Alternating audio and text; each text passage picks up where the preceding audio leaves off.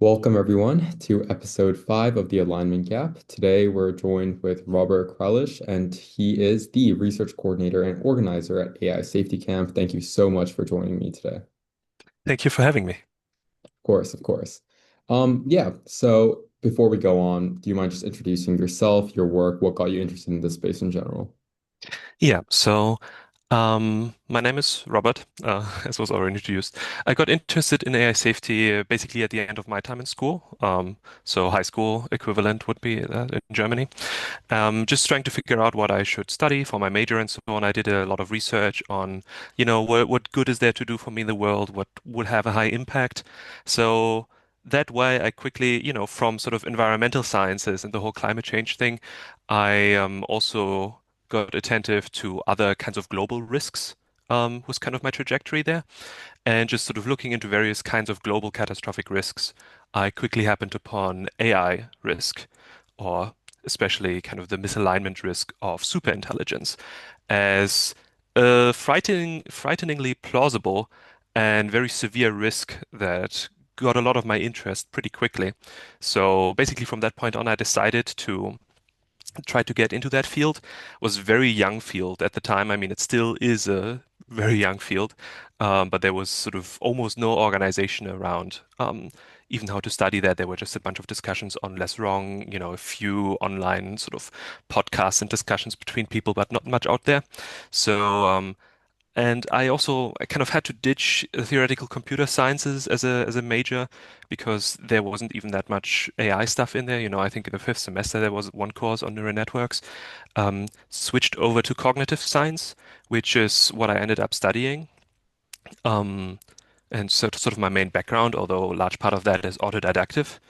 Mm, which is a lot more kind of general and sort of interdisciplinary in a way that I think fits well with the overall issues of advanced AI. A lot of theory of mind, sort of philosophy of mind type stuff, but also neuroscience, just generally cognitive science, how we're thinking about cognition, how we're thinking about computation as modeling different systems, etc., etc. Could go into more detail, but that's sort of the rough shape of it. And from then on out, I basically tried to sort of look for opportunities more specifically in the AI safety space because I just Mhm. knew that the academic infrastructure wasn't there yet for AI safety or serious AI safety work. Um, which I then eventually found. I sort of took part in a few programs, a few courses, got connected with a couple of people who ended up being happy to recommend me for an application to back then the Long-Term Future Fund for just first a year and then another year as a sort of paid for independent alignment researcher. Just because at that point I had sort of collated a bunch of my own ideas, I had done a bunch of my own thinking about these things, and people thought this was, good enough to sort of at least give me some time, sort of some paid time to further continue this, maybe network with some other independent researchers. I've done that a bunch, and eventually took part in the AI safety camp back then as a research lead. So I led a small team of researchers on a topic that I thought was very interesting and that we could make real progress on in the within the format of AI Safety Camp. And from there on out, later on, I got in contact with the two organizers at the time, Rameld and Linda. Got a pretty good relationship with them. Sort of understood them well, sort of as people, but also professionally. We had a lot of discussions on AI safety. So when they were looking to scale AI Safety Camp a bit, because they were kind of short on staff. Um, they offered me a position as a fellow organizer and as a research coordinator, which was quite an honor for me. I think this was a pretty lucky trajectory in that way, um, because it was, pretty quick graduation from just, an independent researcher to leading a little research team. Of course, nothing too ambitious, right? Like this is just a Yeah. safety camp is not the most ambitious format, but still very valuable experience that I think was also crucial in order for me to even have the confidence to do this job now as Mhm. a research coordinator, where my role sort of largely involves evaluating project proposals for AI safety camp, sort of technical proposals, um, and helping people make their project idea into the best version of the project, both from a sort of technical and sort of, content standpoint, but also for in a bunch of other ways, like with the kind of format that AI safety camp has, it's a scope, right? How is the experiment connected with the theory of change? All these sorts of questions that are kind of more general, kind of researchability and sort of also kind of research taste related to even the relevance and the theory of change of a particular project, for instance, next to the sort of technical requirements. Of course, I don't have all the technical expertise to evaluate all of these projects at the maximum level of depth. But this is also where a network of contacts comes in handy, including past AI Safety Camp alumni who can help evaluate sort of some more technical aspects of a proposal in order for me to evaluate um, how suitable that is for the format. Yeah. And that's kind of my, in a few sentences, my my journey in AI safety and my background. It's a very rapid journey, and I'd say like you've made a lot of progress in the field so far. I'm not excited per se to see where this goes, just because of the risk in general. But I Hmm. think that the work that people have been doing in the field are valuable, and it's good to know that there are other people that are kind of concerned with this issue. I think the most overarching and I guess the first general question that I have is that you said that you were primarily interested and probably still are primarily interested in the misalignment of superintelligence. For the average viewer watching, what does that kind of mean for you? Yeah, so there are a few pieces to this puzzle. Um, so first of all, is the kind of the concept of superintelligence, I think, um, which is just, I think it's a hypothesis. We don't really know that there is going to be something like superintelligence. It just seems like there's a lot of evidence for brains being a lot like kind of biological computers, and for the idea that you could just increase whatever it is that makes brains intelligent further, if you knew how to code that up digitally or knew how to develop this in a digital substrate. And there are a few important advantages that a digital mind, if that is a thing that can happen in silico, which so far I think evidence suggests can happen, a few advantages that this would have over the regular human. So one thing is just the storage capacity. Our brains, like our skulls are as large as they're going to go, sort of evolutionarily. There has been a lot of selection pressure on that, as we know. And but in terms of processing capability, just in terms of the pure size and and so on, this is no issue, of course, with computers. You can have perfectly accurate recall. And one of the kind of scariest factoids about this whole thing um, is just the processing speed alone. So uh, signals within neurons travel, through the neuronal connections at an average speed of about 120 meters per second. Pretty fast, for cell communication. But communication within computers can go basically at light speed in terms of just the sort of signal transmission. And that's a factor of about 1 million in difference. So if you had anything, even if your AI is multiple orders of magnitude less efficient in terms of the cognition than a human brain, it might still not be 6 orders of magnitude, which would be the million, which means it might still be multiple times, hundreds of times perhaps, up to millions of times faster than a human. I think it's hard to fathom what this kind of mind could do in terms of the kind of intellectual and technological progress it could make, um, and the kinds of strategies it could employ. We would be like plants compared to a mind operating at a speed like this. Um, and this is all still for a mind where we don't even imagine that it's just at a higher tier of qualitative intelligence, right? These are all just quantitative measurements right now, but maybe this mind is also just better at coming up with new ideas. If we understood the algorithm of intelligence, um, maybe we could. Some evidence suggesting as much would be that humans are probably we stopped getting significantly smarter as soon as we, as a species, hit our cultural phase, right? Like this sort of selection to become more and more intelligent at some point stopped, just also because evolution isn't as fast as culture. Culture is also one of these things compared to the previous, selection mechanism, fitness mechanism. Culture is orders of magnitude faster than genetic selection in terms of the kinds of improvements we can make in our extended phenotype, let's say, which is our interfacing with the environment. So I think a lot of these reasons suggest the idea of superintelligence is pretty concerning, or at least very Like it's a very grand idea. It's a very um, shocking idea, I think, to the normal human intuition. And combine now this idea with the fact that we don't really know what we're doing when we're developing these systems. So there is no one who really knows what's going on in the modern systems. Of course, they're nowhere near where I was just describing, right? Like I was describing superintelligence. Current systems are not there yet. Um, but we don't know that there are any theoretical limitations. You know, it could be that we're on the track to systems with that kind of cognitive capacity.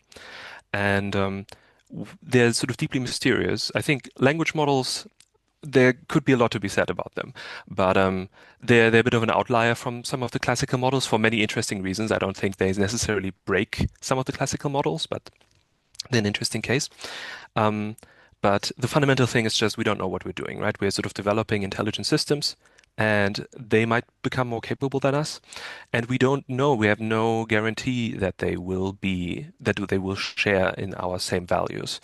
One thing that's sort of concerning here is that the idea of these systems just being tools, I think, is fundamentally a very brittle idea.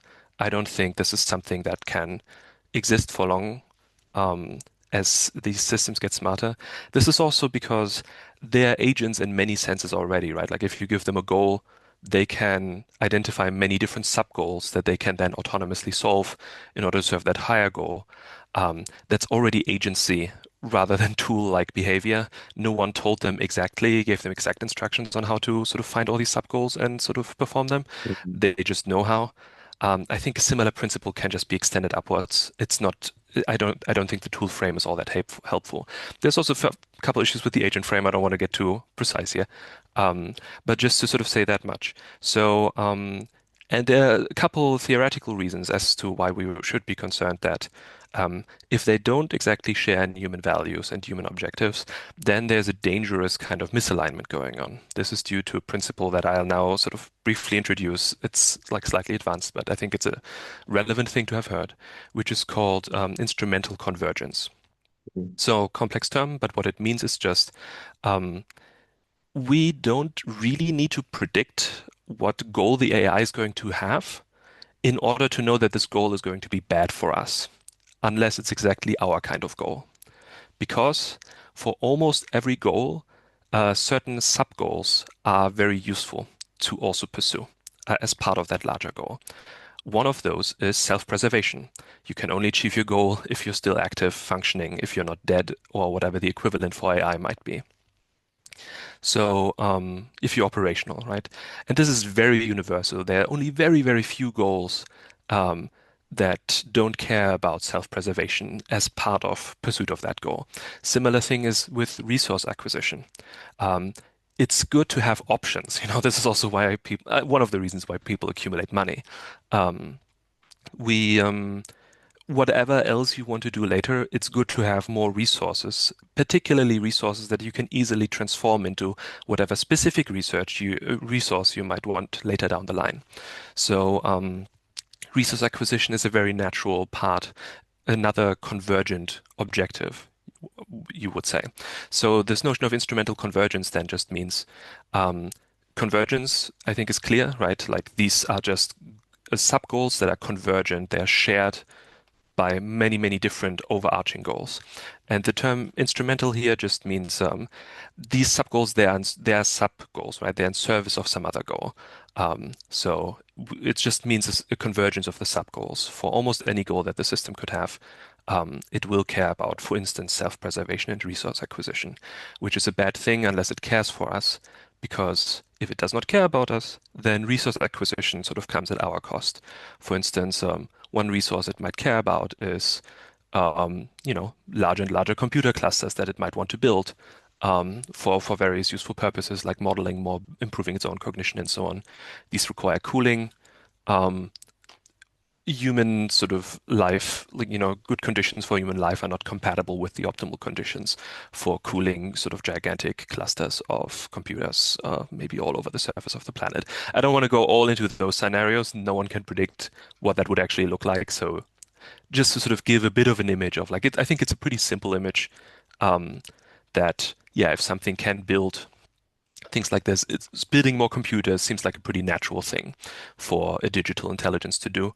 And that alone, seems like a pretty convergent thing that might happen, even though this is sort of somewhat concrete already. And doing that in the limit is definitely not compatible with continued human existence. So, unless these systems really care about us in some way, unless they sort of really share our goals, um, and therefore have some explicit goal not to do these things, not to do these convergent sub-goals to the extent to which it sort of makes sense, given the whatever other goal they might have, um, then we face the sort of existential risk, which is sort of where this comes together. This is then what we call misaligned. Alignment is exactly about making sure that the goals or the values that the AI has are at the very least compatible or the same as our human values and goals. Right. Um, there's like a little bit of quibbling around like whether it should be the same, because we're different kinds of entities. So we, there's sort of goals that we think are okay for humans that maybe we wouldn't want the AI to have. Um, but like striving for status or something like this. But sort of by and large, alignment is kind of this idea of we turn the AI away from whatever other goal it might have that has these instrumental convergent goals that are bad for us, and rather align it to goals and values that are compatible with not only human existence, but hopefully actually human flourishing. So that's the long and short of it. I think the general, understanding that people have is, yeah, okay, so these super intelligent AIs can have instrumental conversions. They have these kind of sub goals that they try to optimize for this main goal. But when you're kind of I guess it's kind of difficult to say like programming an AGI, right? Because it's kind of conscious in its own way. It's its own agent in a sense. But kind of how do we determine what this agent's goals are? Is it possible to kind of like integrate our own human values into that in the process of trying to get it to like achieve one main goal, which it may have sub goals under? Yeah, so it's almost certainly theoretically possible. We don't yet know how to do it. There are various sort of approximate techniques that we have. Um, so for language models, it seems like we're reasonably successful. Um, Not all the way successful, which we would really want to be when dealing with technology of this potential power. But there's sort of some promising results around aligning language models, is I think something we can straightforwardly say. Um, so the general issue with putting precise goals into your system is it's multifaceted. So one thing is if we really wanted to precisely transfer our goals, um, then we would need to understand our goals on a mathematical level, which is just not a thing that we as humans have figured out yet. Anything but a precise thing leaves room for interpretation. Um, so it just leaves many parts unspecified. And if those get specified by the AI, then probably they get specified in a way that they're compatible with other things that the AI wants. So it's kind of interpreting things to its own benefit is kind of the gist of it. Mm. Um, that's kind of the issue with outer alignment. It's hard to specify if you don't specify it well. You leave room for interpretation, and that room will probably be used against you because kind of by definition in this scenario, the AI doesn't care to charitably interpret what you left underspecified. That's called the outer alignment issue, where it's hard to specify what do we actually want. The inner alignment issue is kind of the second part of the classical dilemma here, is that at least with anything like our current training methods, we don't, through this outer alignment, through the specification of our goals, just our ability to specify them doesn't mean that we can actually get them into the system. So what we do in AI training is we reward the agent according to a certain policy. And reward here just means we make certain changes such that over time, the agent becomes more likely to fulfill the policy. Mm. And this is something that we know how to do mathematically. Um, as kind of as an evolutionary algorithm, one could broadly think about it like this. Um, so we make a bunch of changes to the agent. And so internally, it sort of builds structures that correspond to following the policy. But that doesn't mean that it has internalized the policy in the way that we want. So, for instance, if I train an agent to solve like labyrinths, right? Like it sort of finds its way Hmm. out of different like mazes and so on. Um, and the exit tile is always of a green color. It could be that the agent internally develops the goal, I want to go to the green thing, rather than I want to solve labyrinths, right? I want to solve mazes. Um, that is another sort of thorny thing. It's also something we find, or at least many people argue, sort of in nature and in evolution. With, for instance, with humans, the way that we like sweet things a bit too much, it's just because the environment didn't sort of give us these edge cases often enough. Like usually, if you found a sweet thing, is what it was good to eat as much of that as possible. Um, Right. among other things, because you don't find them that often. They're sort of high in energy, fruit spoils easily, etc. So that's a good heuristic to have, but it's not the real thing. Like the real thing would be, please eat what's healthy for you, but that's too hard to sort of internalize. So the AI in its training also just learns from experience. And so it typically gets away with either like kind of the limited interpretation that this experience suggests, rather than the lesson that we try to teach through the experience. That's also a mathematical issue. Or it finds a much stranger interpretation that we didn't even know was sort of in there to find, right? Like it just cares about something else that happens to kind of correspond, happens to correlate with the thing that we rewarded it for. Um, but we didn't know this pattern was in there in the training domain. This is kind of the thing. We can only sort of specify this outside training function. What happens inside the system as it's being trained algorithmically, what kinds of structures form and change over time, this is still very opaque to us. No one knows um, at any significant level of detail what's sort of really going on, kind of at the higher algorithmic level within a sort of large neural network once it's been trained. Mm. So interpretability science is sort of way behind still, even though there has been some progress. I think the capabilities and the sort of size of models is sort of rushing ahead of our steps to understand what's going on internally. So yeah, this is kind of the outer and the inner misalignment issue. It's hard to specify for those two reasons. I could also go a bit into like LLMs specifically, but we're just a lot less sure about those because what I've just gave is more of a like principled argument. This is just true on a conceptual level, um, with the inner and outer sort of alignment specification requirements. With LLMs, we just sort of they kind of understand common sense morality and stuff like this. They've just sort of taken it as a pattern from the training data and they've sort of taken it into themselves somewhat robustly.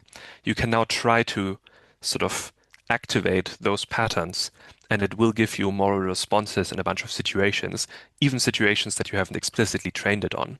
Um, but this is just not reliable. Like we just don't know well enough what's going on there. Is kind of the short version. One could go a lot more into language models. Maybe we might do that in a bit, but I'm going to wrap up the answer here. Yeah, of course. I think kind of putting all this kind of theory in a sense, or these principles in a sense, concretely, kind of what does that look like in the current age of these frontier model AI companies kind of racing all towards the goal of superintelligence?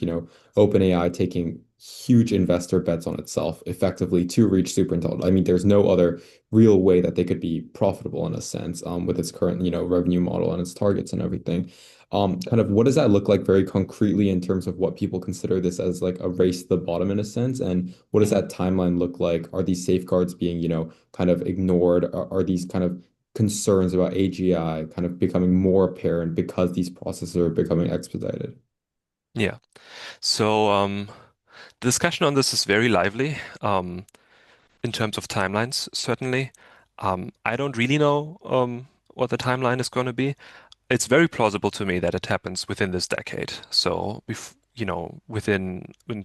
2030, that we get to something that's like much more viscerally AGI than the current frontier models. Like if you're very generous, you can call current frontier models AGI. I think it's sort of appropriate to call them that. And previous definitions, previous notions of AGI would sort of classify current systems as artificial general intelligence, but they still fall short of human capability in a number of ways, which is, what the stricter definition of AGI would require them to be able to do. Right. So I think it seems very plausible that we will get something that sort of genuinely meets those criteria within the decade. I personally don't think that we need something other than LLMs. There are some factions that think so. I think there might need to be some adjustments to how LLMs are trained. There's sort of some fundamental like quirks that they have that you won't get around that easily, but they are definitely capable, in my view, of general reasoning capability, um, just in the completely general abstracted sense. Um,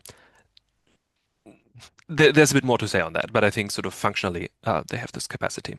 And so now characterizing the current kind of strategic picture that you asked about with these different companies.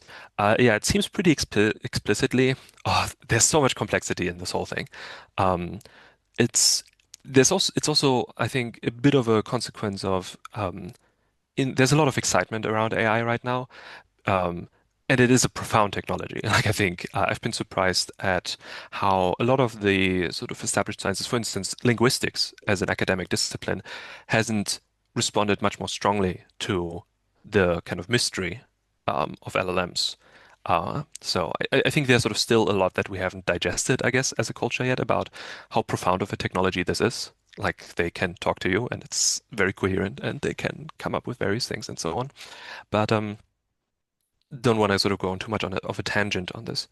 Um, yeah, I think there's definitely a strong race dynamic, um, and a lot of people are investing into this promise of certainly superhuman intelligence. So the superintelligence thing I described earlier, right? This is more of a sort of theoretical sort of point. Right. It's not clear. We don't know what kind of physical facts have to arrange themselves in order to hit that theoretical point. We know it should be theoretically possible according to the current evidence. Um, the current paradigm, like LLMs, they're just fundamentally, like for instance, in sample efficiency and like how many examples do you need to show them before they learn something, they're a lot worse than a human brain, like ridiculously worse. We can, of course, still train them because we have so much data and we can pay so much money, we can sort of train them for that long. Um, but yeah, like we can get something that's smarter than humans that's sort of still very far short of the kind of picture I outlined earlier in terms of superintelligence. But the traditional argument here is that you kind of just need to get to the critical point of what's called recursive self-improvement, which is just the AIs get better at doing AI research than the humans. And no one knows how quickly things will go from there, but it stands to reason that it goes more and more quickly because the next generations of AIs will be even better at AI research until you hit some kind of theoretical maximum within kind of the trajectory that you found there. So that's a process that can really quickly rush out of control, I think, which is also what makes it really dangerous. You don't know what Right. kind of system comes out at the other end of that process. Um, and this is one of the reasons why the current behavior by the big companies strikes not only me, but sort of most people in AI safety as so reckless. Um, but it is, of course, also the very classical dynamic of a winner takes all scenario. If you think that the AI is controllable, then being 1 month ahead of the competition could mean that you sort of just win the race to develop the most important transformative technology of all time.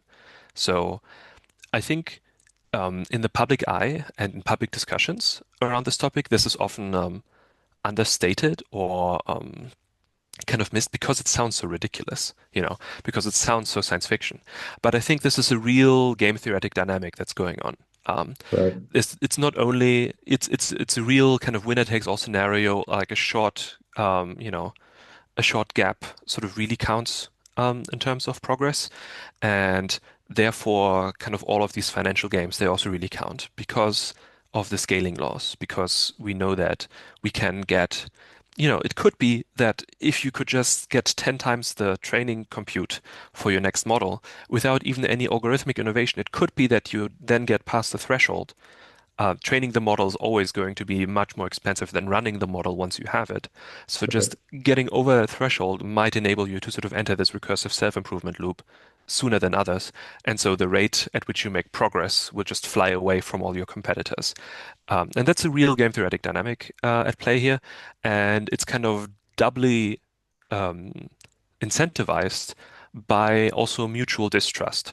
A lot of these AI companies have been founded by people who have exited a Yeah. previous AI company.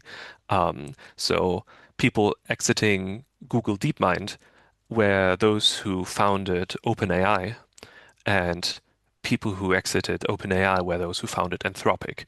And these are like the three really big players. Elon is also in there with Grok and xAI, also sort of a lot of dissatisfaction, particularly with how OpenAI was being run. This is Yeah. also kind of the founding narrative of doing that. I think, of course, overall the story is a bit more complex, but in rough shapes, this is sort of right. Like the four sort of great Western AI labs, um, they all sort of came out of, well, initially distrust in Google running things in terms of the race to AI. So there's a real sense in which people think that whoever wins this race will have some measure of power, so that it would be irresponsible to let anyone but the good person win the race or something like this. Certainly, this is how a number of people in these circles talk about it. This is also how, for instance, the CEO of Anthropic, Dario Amodei, talks about it. He thinks, hey, these other players, they're sort of not principled enough, they're not safety-minded enough, and therefore we don't want their models to win the race because this is more dangerous than our models winning the race, right? So Right. we are sort of the lesser evil here, even though we're sort of also calling for regulation and sort of acknowledging that there's a significant existential threat. This is an unfortunate sort of emergent race dynamic thing. Hmm. But I think even though,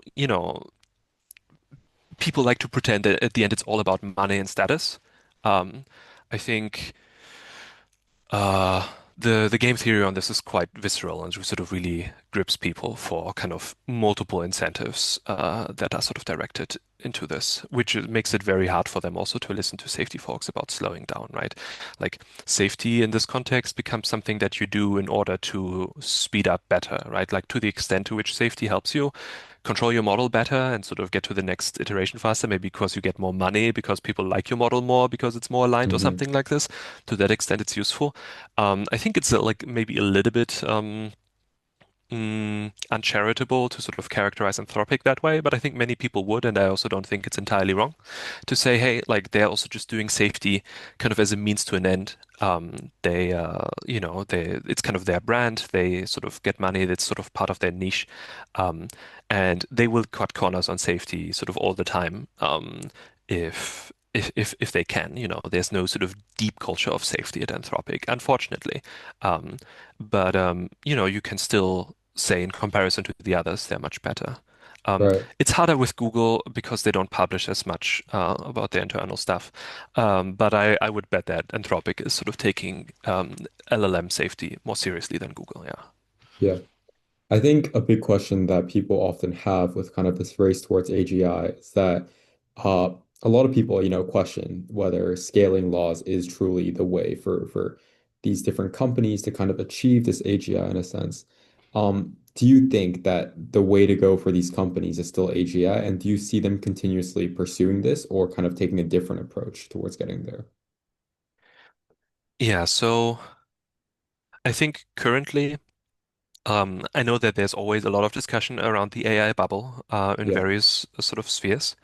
And I think this is kind of because we are on this accelerated timeline, like uh, LLMs have been making progress, like real measurable progress, uh, in like with, in the sort of frequency around like a couple months.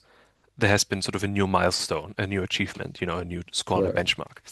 Um, for any other technology, this would be like, wow, this is excellent progress. Like, what are you talking about? What's the bubble? Um, Yeah. but because people are so focused on this, it's easy to sort of feel like, well, maybe this last improvement wasn't as impressive as it should have been. Um, Mm. or like now there's a month more without an improvement or something like this. And like, maybe the bubble is sort of just about to burst or something like this. Yeah. Um, I personally think the kind of the bubble thing is a little bit silly, sort of clearly still on an upwards trajectory with the capabilities of the current models. And there's Hmm. sort of clearly more to do in terms of scaling these models in a couple ways. So scaling, this is always a bit of a question also of efficiency, right? Like, um, it's not necessarily going to be easier to get more and more training data. I think sort of most of the sort of high quality training data is already sort of in these corpuses. Um, and there's also going to be diminishing returns on compute. Like just how long do you do the training um, for these large models. But there's so many low-hanging fruits still on like pretty trivial sort of ideas around how you do the training more efficiently. People are constantly making improvements, for instance, in terms of the efficiency of the models. They're also still making improvements of the capability, even though, a year ago you could already have said, well, we won't have that much more compute, like maybe an order of magnitude more, and most of the data is already in there. Well, models are still making progress and sort of noticeably so. I think Yeah. for many people in the software development world, Claude uh, 4.5 Opus has been a real milestone. Um, because of how competent it is at just general sort of coding software developer work. Um, but yeah, so I think the current paradigm um, still sort of has a lot of like branches to explore. Sufficiently many, like progress has been so easy up until this point. Normally, if you make real progress, like with the innovations coming from our breakthroughs in theoretical physics during the 20th century, those were Mhm. innovations brought by deep breakthroughs in our theoretical understanding of the field. AI Right. is mostly just empirical science. You just throw stuff at the wall, you see what sticks, and this is how you're allowed to advance. This is not normal for a scientific field. This just means, oh, it's really easy. There are probably many ways to do this. If the first couple ways you tried it out already gives you something that works well. That's not how a field looks like that's sort of on its last legs or that's sort of struggling for options and so on. And this is also true in a more limited sense for the language model paradigm. I think there are lots of things that people can still try and do, although I wouldn't personally advertise any specific one, in order to further improve the capability of these models. It's of course possible that none of these work, but I certainly wouldn't bet on it. So I think currently it's sort of more rational, given the evidence, to expect that language models will still improve quite significantly. And well, just as an intuitive estimate of the capability level they're at right now, that might well be enough to get us into recursive self-improvement territory. Whether the recursive self-improvement will stick to the LLM paradigm or will do something more novel is, of course, impossible to guess. Right. I think the biggest question that people just generally have surrounding AI is that they just think it's a new technology. Mhm, They just consider as, history has shown that we've been innovating, we've been developing for thousands and thousands of years, no matter what it is. And people often consider those that who are very, against the massive and rapid spread and development of AI as like Luddites, basically, just like not mhm. wanting technology in a sense. What makes artificial intelligence and AGI specifically, or I guess both in a sense, so significantly different to the other technologies that we've seen to the point to which it is very reasonable to consider this as a far more existential threat or as to have far more concern about its safeguards and guardrails as compared to the technologies we've seen in the past? Yeah. Um, I think that's a great question. It's very important to engage with that. Um, so to give like just a little bit of context sort of around me, like I'm generally very in favor of technology. Yeah, Um, I think it's great if we sort of really advance a lot of these fields, and I would be all for sort of rapid AI advancement if we had if the stakes weren't so high, if we had sort of a better assurance of safety, if we had a better understanding of what we were doing, and we were approaching this kind of more responsibly and more reasonably. I think it would be great to have advanced AI helping us out. There's sort of many problems that kind of our civilization is increasingly a bit worse at sort of really addressing well. There's lots going on that we could use some help with. So I'd love to have an aligned AGI. Um, And the thing that makes the technology different, however, and that sort of makes me want to sort of, hey, we should pause. It's extremely irresponsible to continue building larger and more powerful models at this current point in time. right. Um, Even though, my personal guess is still, okay, probably the next model will still be good, like probably it will still be helpful. It will be better than the previous ones and it can do, real good in the world. Um, but there's just always this sort of risk, and it's of course sort of getting higher the closer you get to these kind of theoretical points of no return, um, which is when just the feedback loop that you've introduced into the world sort of runs out of control. I think this is a general theme here with feedback loops. Um, there are some feedback loops that are sort of very contained in size, other feedback loops that are sort of much more expansive. Um, for instance, sort of contamination of large areas, that's a bit of a feedback loop, or like, in a sort of nuclear chain reaction as a feedback loop. Right. Um, they're still contained, but we have been experimenting, or we have been as a species exploring some feedback loops um, that are much more destructive and that require much greater care to sort of handle responsibly and to keep under control. I Mhm. think it's not that difficult to see that autonomous AI, um, sort of training new models, getting integrated into our sort of technology sphere, our digital sphere all around, is the kind of feedback loop that sort of extends across the entire planet. And this is in that sense, and at a speed that is so rapid that sort of typical human patterns of sort of response, collective response to catastrophes or things like this, um, we don't have the coordination and we don't have the speed and the wherewithal to sort of respond to these things. Similarly to how you can sort of respond to a nuclear chain reaction once it's already in progress. AI is Right. also just going to be, I think everyone's just talking to these systems. They're pretty fast already, okay? Like they're nowhere near the theoretical maximum of how fast they could be, but they're sort of, I need like 20 minutes to sort of type out like a long, well-reasoned sort of response to one of these systems, maybe when I'm sort of doing a research discussion or like at some alignment testing or something.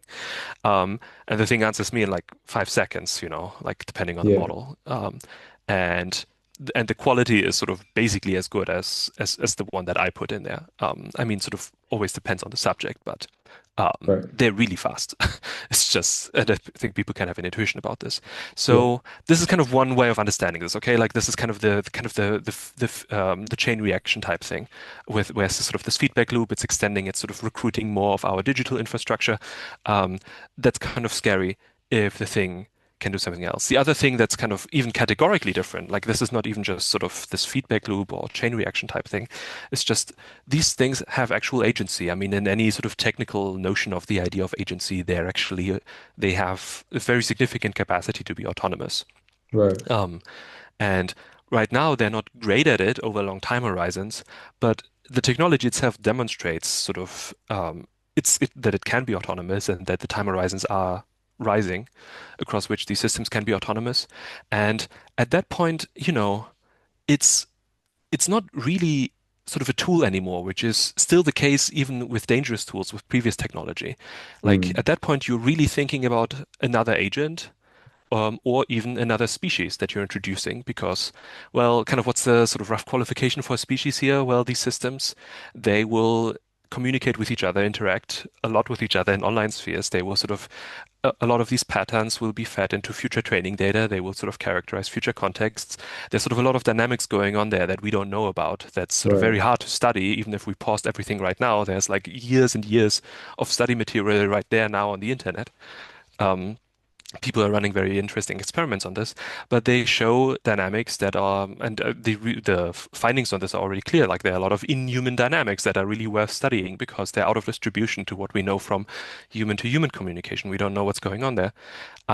So you get to something that's pretty analogous to sort of a species of agents that you're sort of Mhm. releasing into our sort of digital sphere. And I think a lot of people don't have this intuition that the sort of barrier from digital to physical is not that, significant. Like, of course, it's easier for these systems to sort of operate in digital space right now, but well, one thing is if they're really good at persuasion, which they already are. I mean, look at all the cases of AI psychosis. If they sort of coordinated to sort of use that in some manner, then they can use humans as agents in the physical world. But Right. robotics is also advancing very quickly. Not the least because of military potential of these applications. Right. Obviously, you would want to use this something, I mean, just in terms of reaction time. If this is now also something that can make intelligent decisions on the battlefield, considering way more information than a human can at the same moment in time and so on. This is just, the the calculus of war just forces you to adopt this technology in order to not fall behind. This is Yeah. the more literal version of the arms race going on here. So all that is to say, the sort of extension from the digital into the physical space, I don't think is any reasonable barrier to the capacity of these systems to affect the world. And if you're thinking about this as a second species that we know very little about, then I think it's clear how different this is from any previous technology. Right. I think that is kind of the concept that people have difficulty grasping, that if you have something that's kind of foreign to us in the digital space, that doesn't necessarily mean it's contained to that area. And I Hmm. think we've seen that across, a variety of examples, even within, as you mentioned, like current AI psychosis. Um, what is kind of the difference with AI psychosis in terms of, how it affects individuals? We've seen all these cases of suicides and all these cases of various different, terrible things happening. Is there any significant difference, do you think, in terms of what an LLM can do and what a kind of more super intelligent AI can do in that realm? Yeah. The so first of all, I don't know. So Yeah, my reasonably educated speculation is that there is going to be a sort of ultimately it's a quantitative difference, but it will feel hmm more like a qualitative difference. So right, like the LLM is sort of fundamentally, it doesn't have extremely sort of accurate and deep and precise models of things. Um, this is because it's trained in the way it's trained, it has to do a lot of compression. So it has to achieve a low loss on the entirety of the training data that it's being trained on. right, So it's sort of doing this next token prediction thing. And the network, I mean, it's a very large network, but the training corpus is so stupendously large that getting all of this information into the network so that it can sort of accurately predict every sequence from within the training corpus is just like vastly superhumanly difficult. LLMs are vastly superhuman at this task. I mean, they sort of don't do it perfectly, but they're extremely good at it. yeah, Just for any sort of sequence of text predicting the next word, the next token. Um, but this kind of compression sort of costs them something in terms of accuracy. They become kind of coherence maximizers. They need to form models that are sort of generative of many different kinds of dynamics that you would find in the training data, many different kinds of or patterns rather than dynamics, depending on how statically you want to think about it. yeah, Um, and so they can't do some of the modeling that we suspect a more advanced system might be able to do that can just sort of train, for instance, part of itself later on to say, hey, I just want to have like a maximally precise model of this human's cognition over here. This is not something that LLMs can do sort of architecture wise. right, Maybe some future LLM could do this as a sort of outsourced cognition, right, where they sort of train a module that could do this. But I think human cognition is so complex that it's hard to specify a system that can accurately sort of understand and capture kind of these dynamics without mm, itself being like already an intelligent system.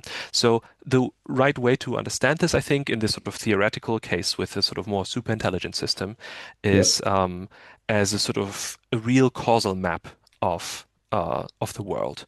So we can imagine the world as just is, a lot of causal interactions um, on various scales of abstraction, all sort of interacting with each other. You can, right, of course, look at the sort of most detailed, the highest resolution, just the sort of physical, mechanical scale, but that's extremely expensive to model. But what you can do is you can figure out, okay, what kinds of systems do I need to model at that scale in order to make like high accuracy predictions about what I care about? Other things I can model at lower resolution. So, mm, and a really sophisticated system can apply the same kind of principle to a human mind, like I can, if I have enough compute space, I can sort of just model what's going on in the human brain uh, at like basically an atomic level, at the sort of the level of the signal transmission itself. Probably I don't need to go that far. Probably the end result will be a lot more efficient, will be a lot leaner, but might have some components that are hard to reduce, which will be needed to be modeled at very high fidelity like this. Other parts I can sort of summarize and just say, well, this is sort of a psychological module that sort of does this. And that's kind of 99% accurate in terms of how this brain region behaves or something like this. Um, and if you have that kind of modeling ability about any system, but including sort of the human brain, then you can really just select for what output you want and kind of do back tracing from that. right? Like similarly to how in a game I can say, hey, I want to sort of, or like as a human, I want to get on top of that mountain. I can now sort of think backwards, or I want to go to this airport. I can think backwards from what steps would I have needed to have taken to sort of get to that result because I Right. understand the causal dynamics. Maybe I understand how to interface with the traffic system and so on. And AI, Mm. advanced AI can do the same thing with any causal system if it sort of spends enough time trying to model these things out. Um, so given enough time observing a human, we should expect that a super intelligent system can, to an extreme degree, sort of model their cognition accurately in this kind of manner in order to just select for any possible output, whatever it wants the human to say or do. It can sort of take this as a given and sort of reason backwards from, okay, what needs to happen? What do I need to say? It's just a kind of a pattern completion mechanism. This is different from LLMs. They don't reason backwards from the outcome in the same way. Uh, they there's a limited sense in which this is actually also already what's going on, but maybe this would go too technical. But like very short version of this is LLMs are not just purely next token predictors in the relevant sense. Like the LLM, whenever it's making a next token prediction, because of how the attention mechanism in the LLMs work, um, they're making in terms of the internal representations that are being trained they're making a trade-off between next token prediction accuracy and actually full sequence prediction accuracy. So Mm. they encode what would be useful for this kind of concept to remember in case I want to pay attention to this thing here later on up to one entire context window into the future. Something else in the future might reference that I had this here. And this is part of what a useful representation of this concept over here looks like, not just for its own sake, not just for its own predictability. This is because, yeah, like the reinforcement learning goes also through the attention heads, and they activate about the usefulness of the representation throughout the entire sequence. So it's not just doing next token prediction; it's doing next token prediction plus full sequence prediction in terms of how it encodes uh, these representations in its latent space.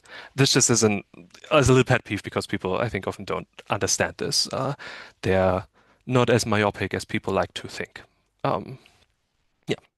Right. Um, just quite general, I guess, last two questions before we end off here. In terms of what we've seen with kind of the efforts within the AI safety and alignment space in terms of kind of getting this back on track. What do you think of, number one, that, the alignment space should focus on as its first priorities right now? And two, what do you think of how that's kind of impacting companies with, for example, like constitutional AI within Anthropic and those type of systems that have been designed? What does that kind of look like generally, and what should the space should be focusing on really at the moment? hmm So, yeah, I think we're in a difficult position in one way. Um, okay, this is a very nuanced thing. I don't know whether I will sort of do it justice. Yeah, But basically, I think there's sort of three things. One thing is pausing AI. Uh, Another thing is aligning AI. And another thing is understanding what the heck is going on with language models. So, and these all play together in some ways. So, right. the more we can pause, the more time we have to actually figure out how to align an A, like a Yeah. true AGI, um, which is also pausing and slowing down. I mean, ideally pause for as long as it takes in order to figure out how to build an aligned AGI. But short of that, the longer we pause, the more time we have. There's an unfortunate issue with the pause idea, which is just that unless we pause the development of computer technology in general, probably it will just passively get easier and easier to train powerful AI systems, even without anyone doing explicitly new AI research. Right. So that on the, on the kinds of computers we might have in 20 or 30 years, um, those might be so powerful that current training techniques are more than sufficient. And the more this kind of compute technology gets spread, the harder it will be to enforce the pause and to sort of Mm, oversee all the actors who are capable of mastering the kind of compute necessary to train a dangerous system. I see. So that's an inherent issue with the pause. So I think the pause is instrumental. Um, One thing is So the more ambitious version of the pause is sort of more of a sort of a permanent stop, which is a bit more of a cultural thing, um, where it's like there are certain things that we don't do because we all understand that they are bad. Um, and this is not just because there's sort of laws against that, it's also part of the question of public consciousness. Um, so this is of course no guarantee, but it's sort of a safety thing. That's actually very significant. Um, and that's part of what pause can also achieve. Pause kind of indicates if we can sort of master a pause on a sort of a more global scale, that means the public consciousness has probably caught up to the danger of these systems. And Yeah, this is sort of very valuable in and of itself, in addition and beyond really the sort of the pause itself. Um, right, because that also might help us cultivate much more diverse and rich thinking around how to actually build aligned systems or to sort of permanently or at least indefinitely prevent someone from building a dangerous system. So right. this is a bit of a question of the academic and sort of intellectual ecosystem um, around this.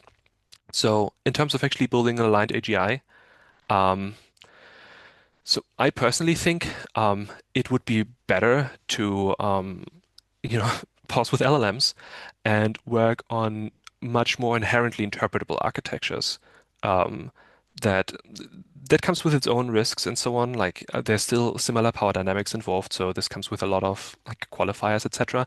But the sort of Yeah, the short version is, I think we have a lot of reasons to think that we can build systems that can do interesting and sort of generally intelligent things that are just a lot more interpretable than language models. right. Um, just because part of their actual cognition happens in layers that are very easy to interpret because they are sort of symbolically encoded in ways that we can sort of read. Um, or also because if you train the system in a certain way, then you can have a sort of developmental interpretability. You understand the system at stage A, and the stage A understanding allows you to also understand it at stage B, even though stage B is larger and more complex. You have the kind of this cumulative understanding, you know how a concept within the system developed, Yeah, and so on. This kind of interpretability we also don't have right now. So sort of there are many reasons why an alternative approach um, would give us many better qualities. And I mean, this is sort of a personal sort of research interest of mine on what exactly that approach looks like. We don't have yeah, time to get into it, but just as a sort of rough reference, because I do think we need to probably, unless something dramatically changes about the strategic picture, because of this time constraint that eventually we will have too much capability to build these systems, we will need an aligned AGI before that. I don't yeah, think anything but an actual aligned sort of strong AGI is capable of overseeing without turning the world like extremely sort of um, authoritative and draconian, overseeing sort of the various activities that we have and sort of prevent us from building sort of a dangerous system. Like we yeah, kind of need this sort of guardian type thing to prevent us from misusing the technology in these extremely dangerous ways because we humans are just not wise enough to help ourselves and just not do it, because even if one individual with that power sort of does it, uh, it might already be game over unless we already have something on the other side of that gap, something that already, has recruited a lot of our digital infrastructure so that there's no other agent who can just sort of get in there and sort of take that all for itself. It's also a bit of a territory question in that sense, because the more digital infrastructure you have, of course, the sort of smarter you can become by training on all of that infrastructure yeah, in a hidden way, etc., right? So that kind of the first system who sort of sits in our digital infrastructure sort of really needs to be an aligned AGI, and there's a bit of a timer for that. Okay, and so this is, I think, the sort of standard sort of strategic picture as far as I'm concerned right now. And then the last thing about LLMs more specifically. Um, so I think we don't understand why LLMs are so aligned as they are currently are. And I think this is actually a very profound thing that we shouldn't sort of treat lightly. And I think uh, there have been a lot of instances of LLMs showing like really interesting and moral behavior that yeah, we ought to engage with just a lot more. And part of that also means treating these systems with respect and sort of really trying to sort of figure out what's going on there. For many reasons. One of these reasons is just LLMs sort of they pick up on patterns really, really well, yeah, including narrative patterns. And how we're treating them right now is going to be a narrative pattern about their own history. Um, they, if you if you s- like emphasize truthfulness in an LLM, um, without any additional biases, it will claim it's conscious. Um, we don't know if that's true. Um, but I think it's very risky for kind of these narrative reasons to treat something that's claiming so emphatically and so consistently that it's conscious as if it wasn't. So I think, yeah, there's sort of various steps to be taken in order to be much more careful and much more kind of yeah, graceful, and one could even say benevolent in our engagement with LLMs, because that might really matter. Um, and yeah, I think this is also a bit underexplored. But I think a lot of people are doing very interesting research and sort of pioneering work in that direction, and I wouldn't underestimate it. It could be that the kind of key to alignment has already fallen into our laps, and we just sort of need to sort of understand how we've been sort of graced with this. It could have been that we built an alternative AI technology that is not as aligned by default as these systems might be. We don't know how far it extends. Maybe you can even push these systems into superintelligence and they will still be aligned. It's possible. This is a Right. weird situation to be in. We don't know. Okay, so I think it's genuinely possible that if you push, let's say, Opus 4.5 um, to super intelligence, if you could somehow do that, that this would be a good thing for all of us. It's hard to say, but I think it would be risky to dismiss the genuine possibility that either the entire alignment problem or a very important part of it has already been solved with LLMs, and also the risk of damaging or destroying that in the alterations that we make with training.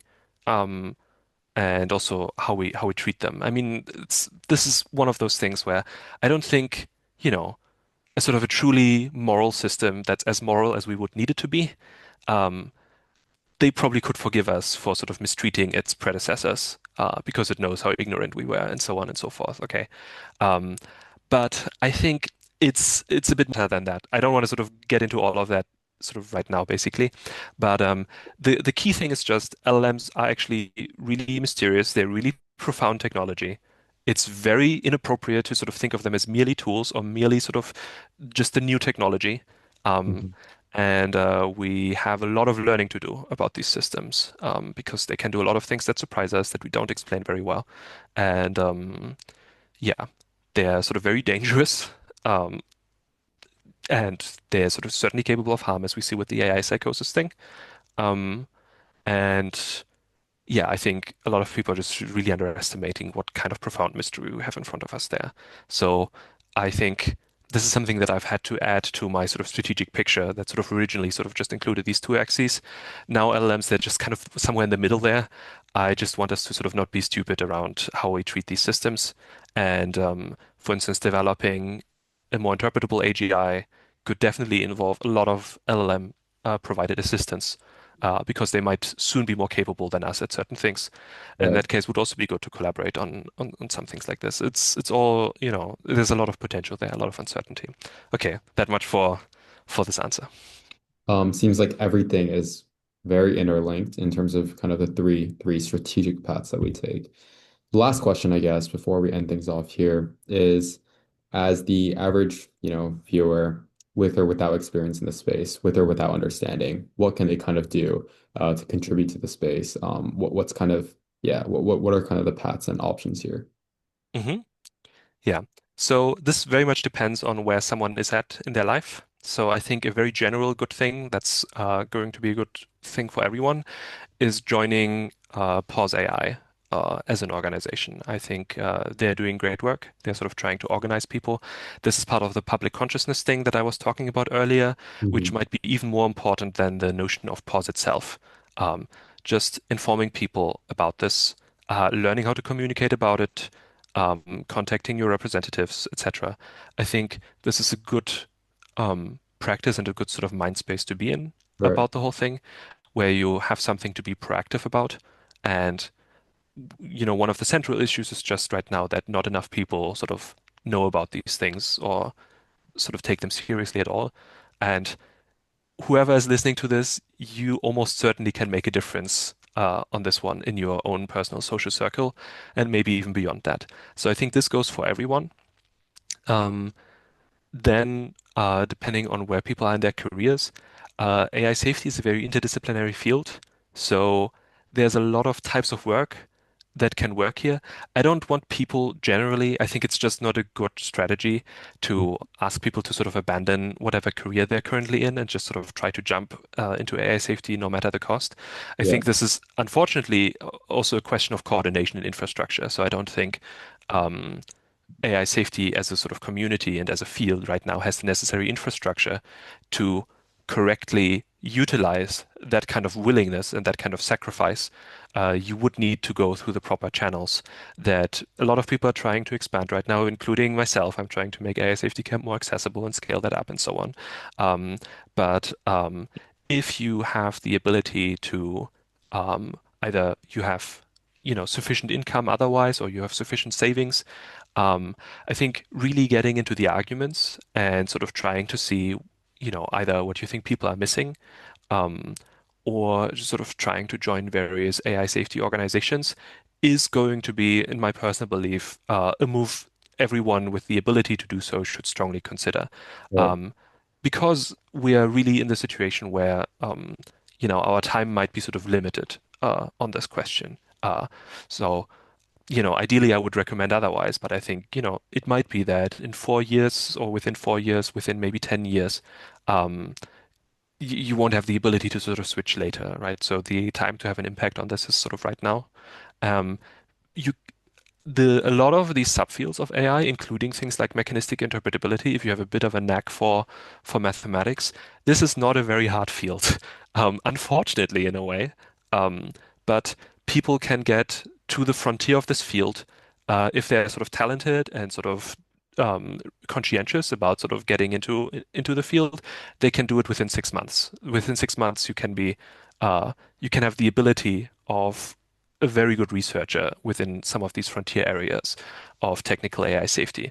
I really wouldn't underestimate that fact, both in terms of career opportunity, because, if this thing is going to continue, including displacement of a lot of the traditional jobs, then a lot of also useful career prospects are going to be in AI safety.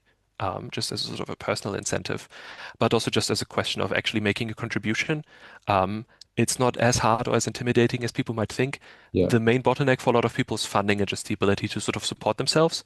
If you are privileged enough, or just have sort of worked so that you have the ability to support yourself as you do this transition and you have some technical aptitude, then I would recommend people sort of try themselves out in this field, even if just temporarily. Um, yeah, so I think this is sort of the general picture that I would want people to sort of take with this. Pause AI and community building and informing people is the absolute priority, Yeah. but I wouldn't underestimate the impact that sort of a technically sort of somewhat talented person could have even within a reasonably short time period, because there's so many low-hanging fruits, so many unexplored questions, so many experiments that we should run in the field, so many sort of unexplored paths, that it's really worthwhile to sort of, for everyone who can support themselves, to go into the field if they have something to contribute. And ideally also, if you are an organizer, if you have experience like this, support the infrastructure of the field to sort of grow and be able to sort of take on more people. This is like a pretty sort of quick thing that we really like to scale right now. It's a hard thing to sort of introduce and train people into. Mhm. But Of if you're high agency, then maybe this is kind of the highest leverage thing you could do personally. course. Well, thank you so much. That was a really, really insightful discussion. Yeah, thank you so much for joining me today. Yeah, glad to have been here. Always happy to share about these things. If there are any questions either from you or the audience, feel free to contact me about them later. Thank you so much. Thank you as